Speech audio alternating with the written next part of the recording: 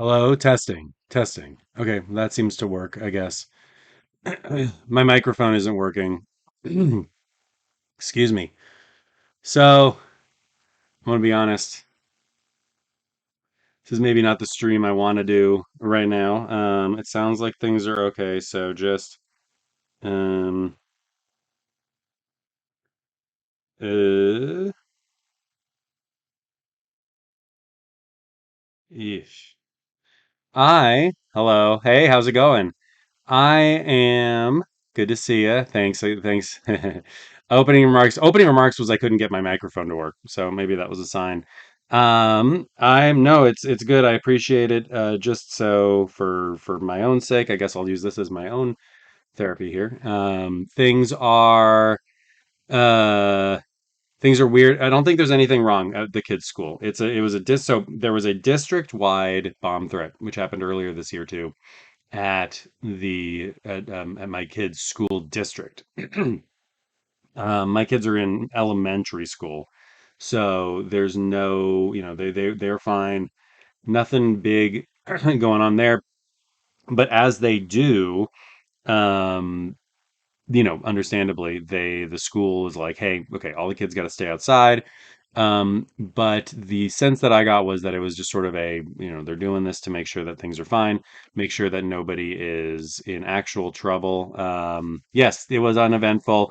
Good to see you, Beatrice and Home Team Game Dev. It's good to see you both here. I appreciate it. I might just do one game today. We'll see what timing looks like here. It doesn't seem like there's any problem. I keep looking down because my wife is sending me text messages from the her group of friends, some of the other like moms at school. And it sounds like everything's fine. They're all just sort of sitting around. And yeah. I was walking up to school. Anyway, things are fine. The kids are fine. It's safe. It's okay there. These things sometimes happen. They go district wide and then the whole district, all however many 20, 25 schools, whatever it is, have to do a thing where they sweep and they check. But I stayed for a bit. The teachers were like, "Yeah, you're fine. It's fine for the parents to go." The kids were just playing in the play yard, so that's what's going to happen. If need be, the kids will get picked up at some point today. But I don't think that's what's going on. But sounds like the principal is kind of AWOL right now, which is cool. Not thrilled maybe about that one. So I think there's some rumors spreading and circulating. But anyway, speaking of circulating, I have two manuals about cars and their tires, which circulate and drive you around. I have been actually really excited about this one because I don't know what's in these. I just love these games. Today I decided I was going to do the criminally underrated GameCube, PS2, Xbox era Spy Hunter by Midway. A big Midway head. I love it. And I love this game. This and there was like a one starring like The Rock. I think was that also Spy Hunter. There was a Rock Spy Hunter game that was also pretty good, but this one is very good. So that's my review. Very good. 5 out of 5. Guy with the super excited face in Game Pro. And then the other one, also a 5 out of 5 for me, is Destruction Derby. I love this one. This is my original box from when I got a PlayStation. My mom, correctly, I'm going to continue my Saturn ish talking from the other day. My mom, I wanted a Saturn. I wanted a Saturn, and my mom said no. The person at the store said PlayStation, and I got a PlayStation, and I got Destruction Derby and Tekken and Raiden Project and a few other things. And a lot of those games have gone missing somehow, somewhere or other in a move, whatever you got. And but Destruction Derby stays with me in one of these weird kind of wooden tall boys. But I really love it. So let's get started. I'm gonna do some reading. I think it's gonna be good for me. Kids are okay at school. Things are fine. We were told don't worry about it. So again, thank you so much for the patience. Thank you so much for hanging out. And if I get distracted by my phone, it is not because I am bored. Quite the opposite. It's just because is a torrent of text messages coming in. So let's go ahead and start. I would like to start with let's go with Destruction Derby. I don't know if this is the right move or not, but I love Destruction Derby. I love this era. And I'm going to read the back of the box first. Destruction Derby, and you can hear me okay, right? I got a new follow. I got 5 viewers. This is like honestly a little intimidating. um, I'm gonna take it. I love it. Okay, Destruction Derby is a very cool game. You crash things up. It's from Psygnosis. We love Psygnosis. We love the owl. If y'all remember the owl from Psygnosis, we love him. 4 viewers. I've already lost somebody. Oh God. We're gonna read about it if you can hear me. Hello. I'm watching you and also hi. Thank you for watching me and saying hi and joining. I appreciate it. Hope this is fun. I'm just going to do some reading. We got Destruction Derby. This ain't no drag strip. It's the place where cars come to die.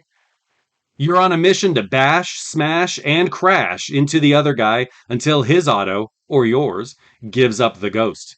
You've got the roll bars, crumple zones, and hardened fenders. Excuse me. I know I'm going to turn off the view count. That's probably a good call. Um, you've got the roll bars, crumple zones, and hardened fenders. You know what? I had a Volvo station wagon in the '80s, and I feel like I had that as well. You'll need them. Play against the fiendish computer opponents or an even meaner group of other gamers via the PlayStation Combat cable. The array of tracks and race styles will keep you coming back for more. The game. There's like a bullet list. The game to drive your opponents into the ground. The features. Ultra realistic 3D Rex dents and crashes. The drivers. Multiplayer humans. The crunchers. Intelligent personality computer characters. The points. Score big with spectacular spills and thrills. The crowd. Rough and ready, they're begging for blood. All's fair in love, war, and destruction derby. Rated KA for kids to adults. The game where the audience is baying for blood is rated KA for kids to adults. I love the idea of calling what I presume is the like a PlayStation like LAN connector, the PlayStation what do they call it? The PlayStation Combat cable. Yeah, this is a should set up a LAN party. I don't think I've never actually done a LAN party. I was not a PC player growing up. Truth be told, I'm not now. I never did a LAN party, so maybe it's time to change that with Destruction Derby. We got to get a few PlayStations together. I've got a few CRTs, and maybe we can get some of this going on. Yeah, PS1 LAN, let's do it. Okay, here we go. The manual. I love the tall boy manuals. They're huge. Warm up lap. We got it. Just says warm up lap, warm up lap, warm up lap, warm up lap 1,000 times in the back here, like a person who has gone mad. Excuse me, mad with the power of destruction.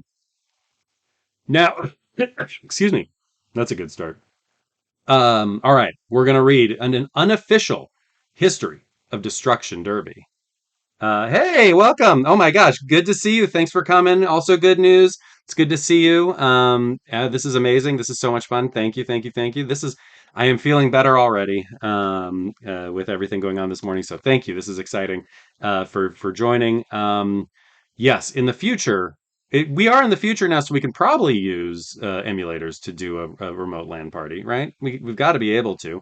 I'm not the person to do that because I can barely set up any computer stuff. I'm not actually that technical. This is why I'm a console guy. I love to read manuals and let the computers do their thing for me. And yeah, America Fun Time. It's so America. It's great. I love it. I love it. I love it here. And I love the approach we take to things here. So we'll go with an unofficial of Destruction Derby. Good news is um, this was a game made by a British developer, I think. So they've got their own issues to deal with right now, but not the same ones that we do. An unofficial history of Destruction Derby. With the invention of the motor car came the invention of the flagman. That's the worst Mega Man character. And shortly after the invention of the Flagman came the invention that is Destruction Derby. Here's how. Those are the two most important things that happened in car history. Put simply, the flagman was an early version of a traffic light, walking slowly in front of road going okay. Walking slowly in front of road going vehicles was his job to control the flow of cars through built up areas. Obviously, this would not be a major contribution to road safety today, but in slower, less frantic days, it was. Carrying both red and green flags, he would boldly wave the red flag if he wanted the vehicle behind him to stop, and he would be followed shortly after by the green flag, which signaled to the driver that the way was clear for their journey to continue. Occasionally, freak gusts of wind blew the flags in the face of unwitting flagmen, and with their arms flailing wildly, they became the premium filling in a metal sandwich. The car owners were understandably pissed at the damage done to their fine bodywork, and yet found the attraction of bumper crunching action simply irresistible. And so they set out to make it an official pastime. Hay bales were arranged to make a track, rules were written, and then wheels spun into the dust. And the flagmen, they were allowed to preserve mind, body, and soul by simply starting the mayhem with a bold wave of both their flags. And with this simple gesture, an all action, highly addictive sport was born. And then it goes dot, dot, dot, brackets, small font, honest, end brackets. I like the idea of I'm going to read this and be like, there's no way that's true. Oh, but they're saying they're being honest. Nowadays, most cities and most countries around the world have a destruction derby track. And those which don't, such as Athens and Rome, remedy this by allowing the locals to use the public road system. But you don't need to worry about any of this. In fact, you don't even need to know how to drive, because you have just become the proud owner of the best game in the world. Parenthetically, probably. So round up your friends, crank it up real loud, and get wrecked. Yeah, I love this manual. This is a good manual. Again, I'm not reading these beforehand, so I don't know if Spy Hunter is going to be able to match this. My guess, potentially not. So start with a showstopper, and the showstopper is Destruction Derby on the PlayStation 1. I'm just going to take a quick look here. I don't know how this game is in such good condition. This manual is so crisp.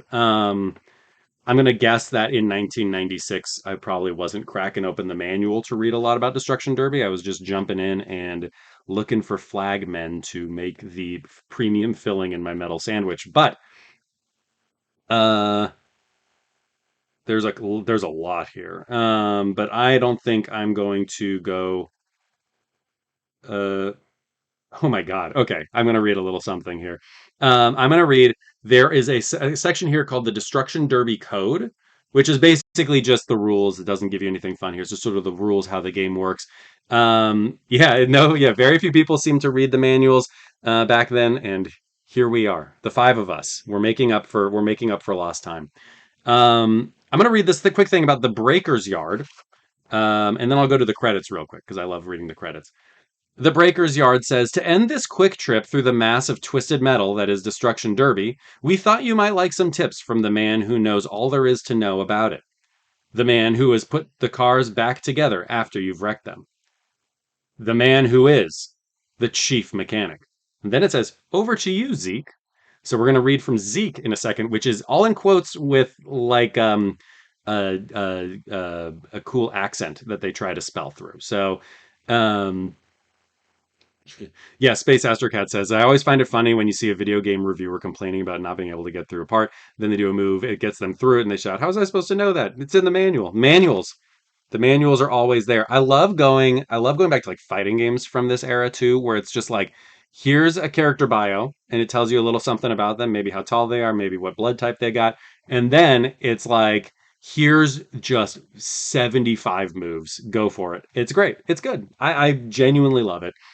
What Zeke tells us, he says, "Hi, y'all. I'm not making this is this. I'm going to read this the way that it is intended to be read. You won't see here, but like the word damage is spelled Damij. There's a lot of ain'ts. There's a lot of y'alls. So I'm not trying to create this Zeke character. Zeke was created for me and for us. Um, Hi, y'all. This here is Zeke speaking. Watch out for your front end damage. Your engine ain't gonna like this one bit, and it's gonna be the end of the road for y'all if y'all get front ended. Back end damage? Hot dog. 80 Marlboro cigarettes a day be better for your health than back end damage. Get a load of this using the close up view. See your wheels spinning in the dirt? That's 'cause y'all got no rear axle left to speak of. And side impacts? Whoo! Those boys gonna mess with your steering until y'all think you got a couple of rattlers wrapped around the steering column. Watch out when you're driving the pro car, though. We got that sucker so tuned up that the steering may seem a little greasy. We reckon that if y'all don't take your foot off the gas but dab at the brake as you steer into a bend, you'll end up in one mean power slide. That is paragraph one. Paragraph two from Zeke goes, and I'll tell you something else. Them drivers you up against? Well, I've been taking a little look at some of them, and you know what? They just plain loco. Sneak a quick glance over at darn L driver. I mean, some people say I'm backward, but he be driving so slow that you'd be forgiven for thinking he was stuck in reverse. I seen him cause so many pileups because of his bad ways, and you'd be well advised to steer clear. This is so hard to read. I'm like, this is really hard to do. Uh, Mind, then there's that optician fella. He's so short of sight, he don't know whether he's coming or going. And scum? Well, he sure do live up to his name, meaner than a cornered polecat and twice as slippery. I swear he thinks his brake pedal is a gas pedal. He brakes so hard sometimes that I think, boy, by rights, you ought to be wearing your windscreen on your face. He'll cut you up and try every goddamn trick there is to finish you, permanent like. And then there's those suicide squatties. I ain't seen nothing like them before. No fear to speak of. One time, I even seen them crazy critters driving the wrong way around the tracks. In reverse! Like I say, no fear. Anyway, that's enough from me. I'm sure we'll all be running into each other again, sooner or later. Thanks, y'all. They wrote the absolute living hell out of that. Zeke is the best. Zeke is incredible. Zeke is my favorite character in any video game, and I don't even remember if Zeke shows up in the game itself. I do want to call something out. This is a different era for the ESR. I'm going to try to get, maybe I'll get Signosis into trouble now. All these years later, they'll find the people who made the game and say, you know what? The ESRB needs to know that in their KA game for ages 6 and plus, the word pissed and goddamn both show up in the manual. This is a game for grown-ups, as you can tell. I mean, you can't keep Zeke down. Zeke is going to do himself. Zeke is going to Zeke. But there we go. So this manual is good. This manual is good. That was the twist. That was the Destruction Derby on PlayStation. Um, Oh yeah, you'll lose your teen rating, and yeah, Home Team Game Dev says you'll lose your T rating if you put God next to damn in there. You know what's funny? I was doing an Australian classifications accreditors class, which is weird to say out loud, recently, and I guess like religious swearing is like fine. There's other swearing that's very bad, you can't do it. But religious swearing, if it's a religiousy thing, then they're like, no big deal, no big deal. That can be put into that's mild. So there we go. Different countries, different cultures, but no culture as strong as the culture that born Zeke. We love Zeke. So thank you to Signosis. And yeah, yeah, Australia uses a variety of words that are not quite on the up and up over here. I'm going to tell you who made this game. The concept and design was Martin Edmondson. Programming was Mike Troughton, Robert Troughton, Russ Lazari, and Will Musson. These games, the teams were so small back then. Then we've got, let's see, Link handshaking was Andrew Bond. Memory cards, Graham Love. And let's see, do we have any QA? There's no QA, but we do have, for the first time that I can remember in a while here, proper manual credits. So, oh, there is QA. First, we'll do QA. Jonathan Wild, Nevin Gaston, John Delaney, and Paul Evison. So if you know Jonathan Wild, Nevin Gaston, John Delaney, or Paul Evison, please tell them thank you for their QA work on this game. I do remember the game was very solid, and the damage was pretty good. So there must have been a lot of QA testing on this. The manual text is from someone named Hugh Thomas. Hugh Thomas, John Delaney, the comedian, would be pretty cool. Yeah, maybe we should check in with him. He seems like a cool guy. He seems like he would have come up from the ranks of QA, honestly. So Hugh Thomas, Huw Thomas. Um, isn't it John Delaney? John Delaney. John Delaney's his name, I think. Um, I don't know, and I'm not going to. I'm not going to check right now because this is the internet, and we can make whatever we want to be true. So the other thing we got is packaging and manual design, which is from a fella named Peter Dyke. So thank you to Hugh Thomas for the manual, the text in the manual. I am going to actually try to find this person on like LinkedIn. And if I can find them, I'm going to send them a genuine, sincere thanks because this is so much fun. I go through a few. What I do before I read any of these is I'll do a quick glance. I'm not reading them, which is why you could tell that I was having such a hard time with Zeke. But I take a look just to make sure that there's at least something to hold on to. Some sort of lore or character stuff or whatever. It's not just like, boot up your Dreamcast and make sure that you have a VMU. Um, and um, and what was I going to say? I went through a lot recently where there was just nothing. So the fact from this era too, from like the PlayStation era. So I want to thank Hugh Thomas and the people at Signosis for allowing that. Which type of games do you like? There's the registration card, cartoon comics, simulation, platformer. Yeah, absolutely. Which other systems do you own? A 3DO, a Mac, an Amiga CD, an FM Towns, a Sega CD, or a Super Nintendo? It's a heck of a lineup. So I'm going to send in the registration card. It's never too late. It's never too late to send in a registration card. Got to register my game. I love, man. You open this up and you got this huge space, game lovingly cradled in there. Very, very, very happy about this one. So there we go. Wooden tall boy. We learned about the flagmen. We learned about the insatiable bloodlust of Destruction Derby drivers and their fans. We learned a little bit about Zeke and the various sundry characters around him. So it's 9:12. I started off a bit late. I'm going to take a very quick phone break for a sec just to double check and make sure that nothing has happened. Looks like the kids are going into class. Looks like things are fine. They were just playing in the playground. The teachers were like, you know what? Kids can play. I think that that's good to go. Um, don't do bomb threats at school districts. That's my request to anybody listening. All five of us here. But everything is fine and everything is good. And this is just an exhausting country to live in. So let's go on over to Spy Hunter. Maybe the Spy Hunter can be used to find the person who continues to do bomb threats at the school district and can shoot him with his car. I don't know if that's too carceral, if that's too violent, but maybe the spy hunter can drive in front of them, put down an oil slick, spin him off the road, and disappear, abscond. Happy all as always to look at a GameCube disc.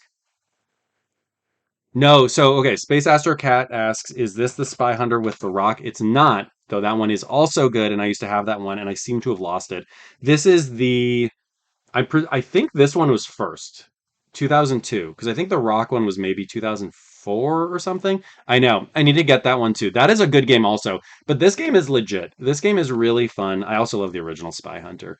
The person who gave me this arcade machine had an arcade in Tiburon, California, and oh man, 5 viewers puts you in the top 20% of Twitch, which tells you how many people. Holy smokes! Oh my God.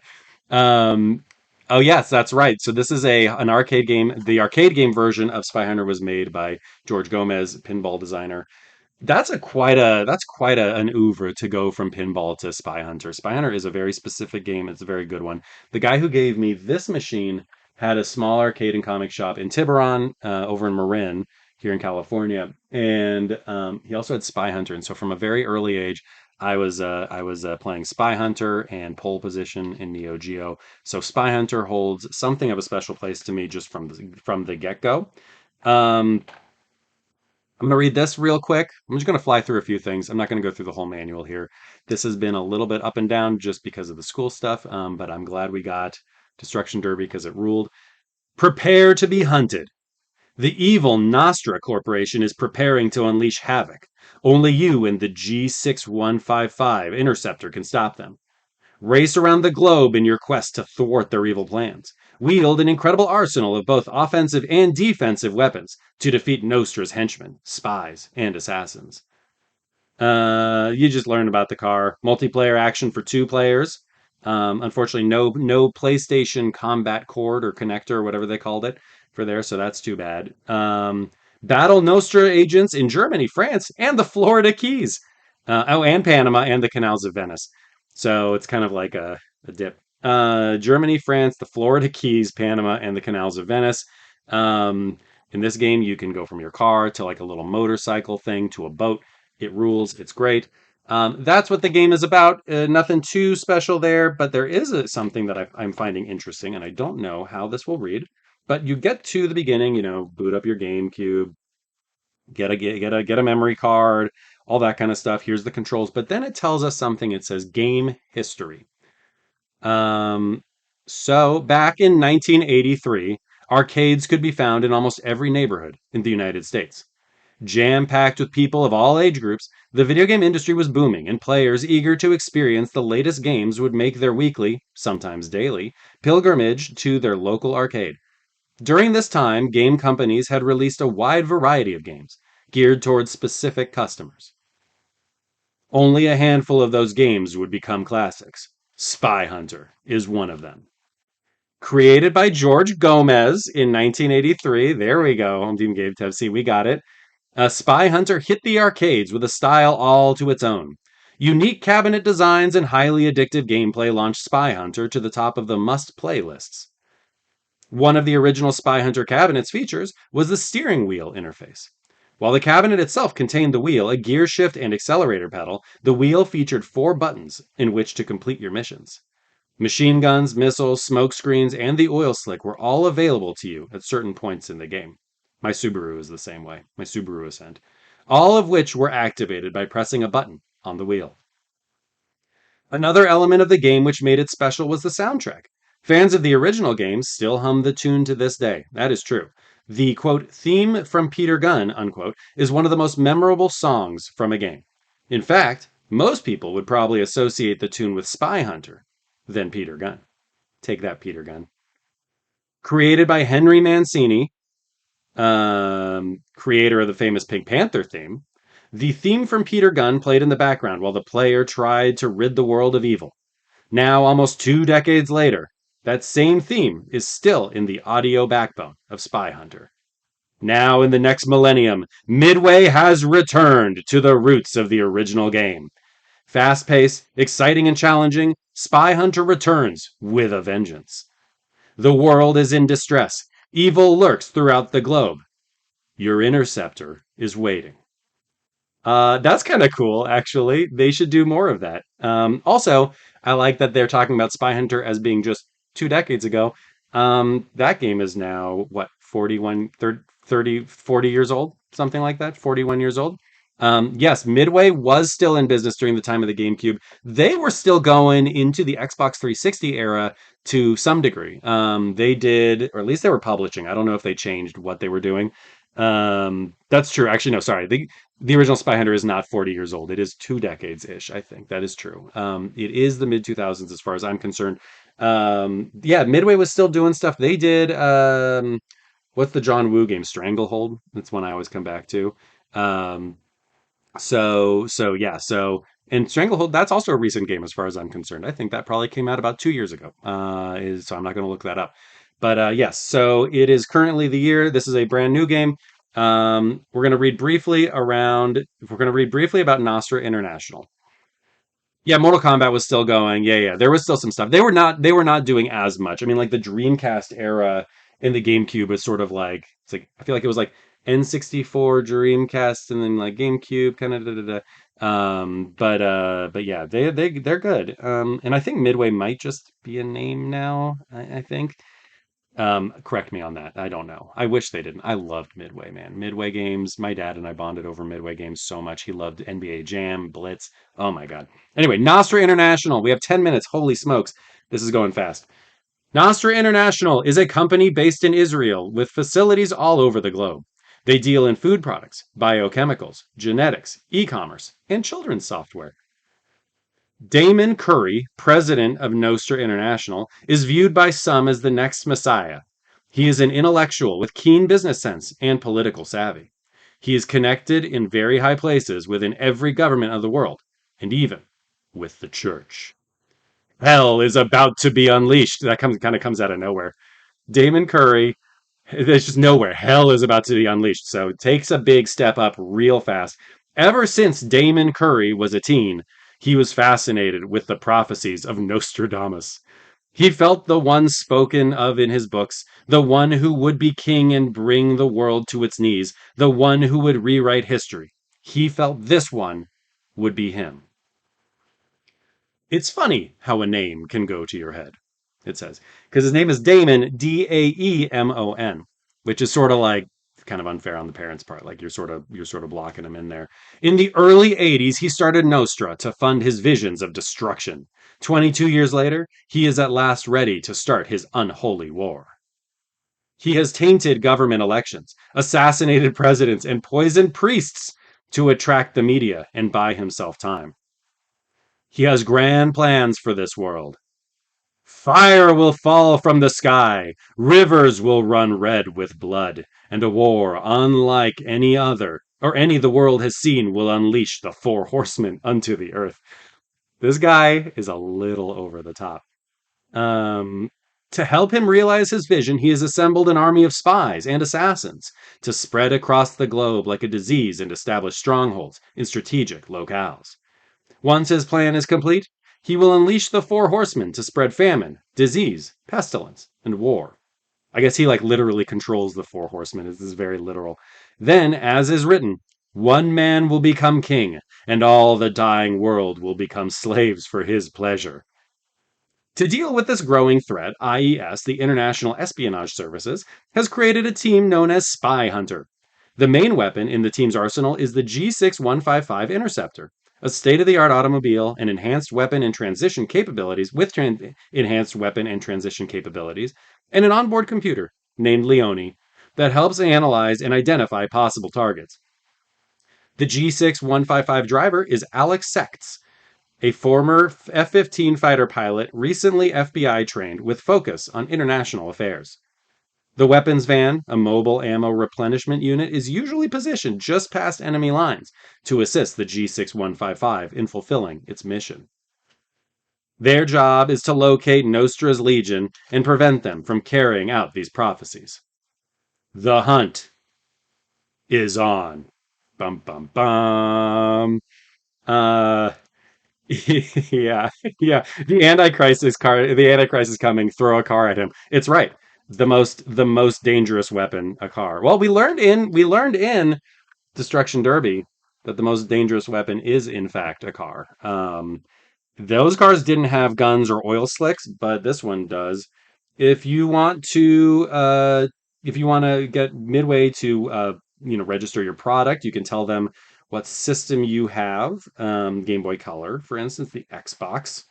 That's pretty cool. How much time per week do you spend playing video games? Probably this now about, I'd say 4 hours or less. So that's pretty sad. What magazines do we read? EGM, Nintendo Power, Game Pro, official Xbox magazine, official PlayStation magazine, official Sega Dreamcast magazine, or Next Gen? I would like to say all of those, please. Um, let's just take a quick look. I am kind of flying through this at this point. There are defensive weapons, there are offensive weapons, and I will say, this game this game is so fun, man. I'm sorry, I don't have anything clever to say, but this game is so fun. I don't know. Do they still put registration cards in games? Before we go, I'm gonna see if I can grab a new game. They certainly don't have them in Switch games because they're just empty boxes. I guess they just don't. They're just empty boxes now. That's such a bummer. You open a game and it's just an empty box with like a picture. Maybe you get a little art on the back of it. I don't know. Oh my God. The oh my God. Okay. So they have a Spy Hunter theme. They have a Spy Hunter theme. You know, we talked about that as the Peter Gunn theme. But apparently there's a band called Saliva, and if you can see them, they all have goatees. And one guy's doing this. Pretty cool. Saliva, since its debut in 1983, I'm going to read this. Spy Hunter has used famed composer Henry Mancini's theme from Peter Gunn as its theme song. For the new Spy Hunter, Midway wanted to re record the famous theme to match the game's new and aggressive look.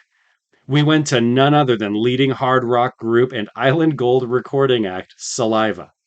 With their song Your Disease on MTV's Top 10 Modern Rock Tracks chart and number 9 on Billboard's Modern Rock Track chart, Memphis, Tennessee rockers Saliva continue to create their unique blend of musical genres. Hard rock with hints of hip hop and grunge. Just months after the band's formation in September of 1996, I was turning 13 that month, Saliva was a finalist in the Grammy Showcase competition, sponsored by the National Academy of Recording Arts and Sciences. Shortly after, the band released its first album, Saliva, independently and sold 10,000 copies. Comprised of Joey Scott on vocals, Chris DeBaldo and Wayne Swinney on guitars, Dave Novotny on bass, and Paul Crosby on drums, the quintet recently released their major label debut, Every 6 Seconds. Maybe I can talk to Saliva and have them approve a song of theirs as the theme song for Video Game Manual Storytime. The reason I wanted to read all of that is because they also give us lyrics to the new theme song.